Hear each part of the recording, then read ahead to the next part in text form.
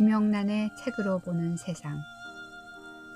오늘의 책은 미치 앨범의 천국에서 만난 5사람입니다. 언젠가 평생 천국 소망을 가르쳐 온 분이 자신이 돌아가시는 지경에 이르자 죽음을 원망하며 평범한 사람들보다도 더 죽음을 부정하고 거부하는 모습을 보았습니다. 물론 지극히 인간적인 모습이라 하겠지만 그동안의 가르침은 모두 무효였던가 싶어서 실망한 적이 있습니다. 그래서 이왕 죽을 바엔 잘 죽는 방법을 염두에 두고 마음속으로 훈련을 해야겠다는 생각을 한 적이 있습니다. 하지만 아무리 가르치고 배워도 우선은 눈부터 감아야 볼 수 있는 것이 천국일 것입니다. 현실과 환상으로 범벅이 된 눈뜬 자들이 상상하는 천국의 모습은 종교에 따라, 믿음에 따라, 사람에 따라 상상도 여러 갈래일 것입니다. 더러는 만일 천국에서 죽는 순간 그대로의 모습으로 만난다면 47세에 죽은 부인과 83세에 죽은 남편이 만나는 천국은 과연 어떤 기분일까 하고 이야기합니다. 또 그토록 보고 싶어 하던 사람이 오지 못한 천국이라면 그곳을 과연 천국이라고 부를 수 있을까 하는 사람도 있습니다. 희노애락의 감정조차 없이 그저 기쁘기만 하다면 비교할 수 없는 그것이 진정한 기쁨일까 하고 묻기도 합니다. 또한 천국은 마음속에 있다는 예수님의 말씀은 단순한 비유일까 아니면 진실일까 궁금해도 합니다. 그 또한 믿음에 따라 사람마다 주장하는 바가 달라서 천국은 정말 무엇이라 정의하기가 쉽지 않을 수 있습니다. 이런 궁금증들을 잠재우며 천국은 정말 이런 곳이 아닐까 하고 공감을 일으키는 책이 있습니다. 천국에서 만난 5사람은 풍부한 상상력으로 천국의 이미지를 그리며 삶이 통찰에서 나온 인간의 단순과 무지를 꿰뚫어 보게 하는 책입니다. 천국에 대한 소망까지 선사해서 누구나 죽기 전에 한번 읽었으면 좋겠다 싶은 책이기도 합니다. 저자 미치 앨범은 성공한 방송인입니다. 그는 그 분야에서 최고를 인정하는 에미상을 받은 데다 스포츠 컬럼니스트로도 유명세를 탔습니다.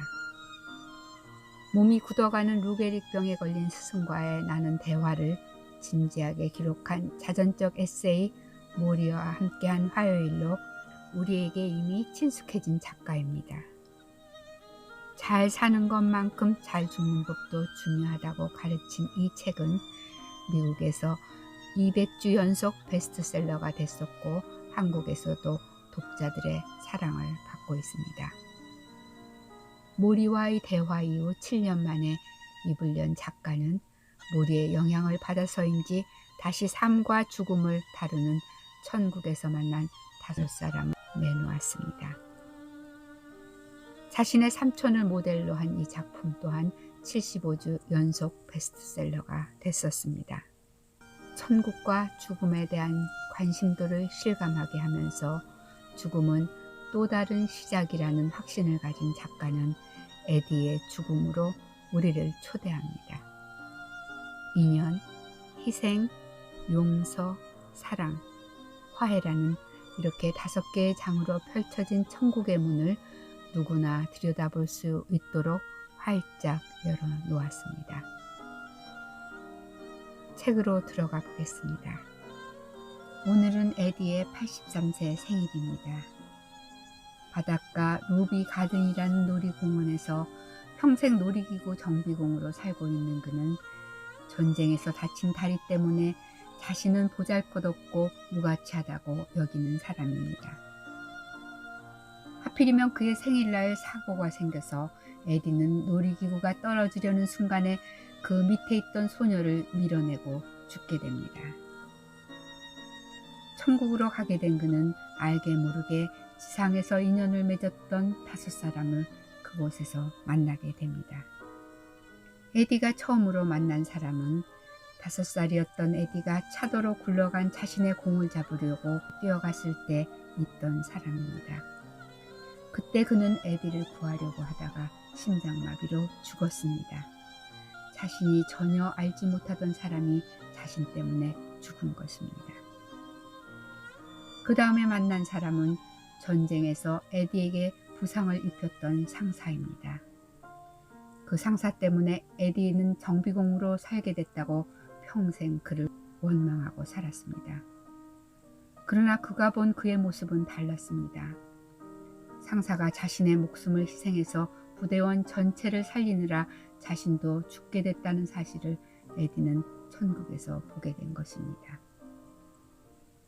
다음에 만난 사람은 자신에게 폭력과 무관심으로 상처만 입혔다고 생각한 아버지였습니다.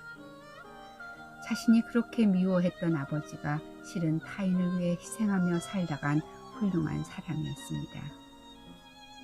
다음에 만난 사람은 47살에 죽은 에디의 아내입니다.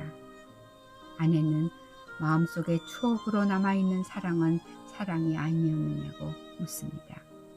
그녀는 사랑을 잃어서 삶이 무가치해졌다고 느끼는 것은 어리석은 생각이라며 사랑은 죽어도 끝이 나지 않는다는 것을 에디에게 알려줍니다.